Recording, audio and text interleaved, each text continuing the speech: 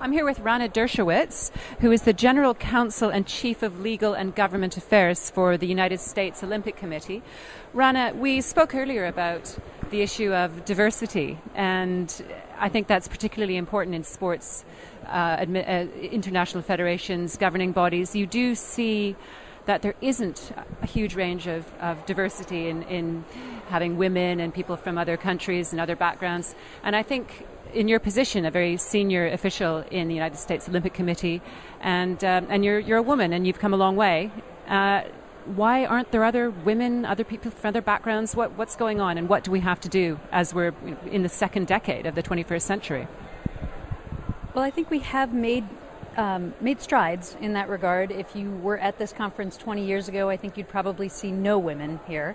And no diversity whatsoever. So there is improvement, but clearly there is significant room for growth. I think there has to be active reach out. The opportunities have to be made known to a diverse body of people. Too often in the sport world, jobs are obtained through personal relationships, through typical recruiting tools that don't reach into the different communities that we need to reach into. Diversity is critical to any organization, not just for social justice reasons, but because if you have diversity, you have different points of view. People bring to the table very different ideas, very different perspectives, and the sport movement in the world can only be made better by that. So it's an area that we have to work on, one that we in the United States are clearly focusing on. We have a diversity task force that we have implemented at the United States Olympic Committee, and are actively beginning to reach out, or continuing to reach out, but being more active in that regard. I think it's going to take affirmative steps by sport and by those already in administrative positions to increase that diversity. There's just another quick question I'd like to ask based on the topic of the recent panel, and also the panel that you were on, the legal panel. And it's about the issue of Twitter and athletes' privacy and so forth. And given that the United States is a very litigious nation, and you can get sued for millions for, serving hot coffee at McDonald's, that kind of thing, how has that issue come up? We looked at the Athletes' Village and how there are guidelines and real restrictions on what they can put on their blogs and what they can tweet. Has that come up in what you're doing with the Olympic Committee in the States, and people when they're in training camps or at World Championships or National Championships?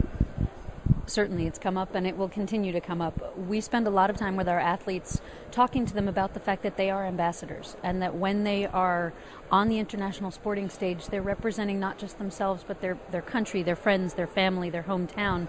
And while you think of Twitter as perhaps a statement to your friends, it can be received by the entire world, and you are in such a spotlight at the global sporting events. You need to be thoughtful about that, and we stress that with our athletes on an ongoing basis. We do a very proactive program with them, teaching them, teaching is probably a bad word, but reminding them of that funnel that they're in, so that they are thoughtful about it, because as you heard in the prior panels, you can't take it back.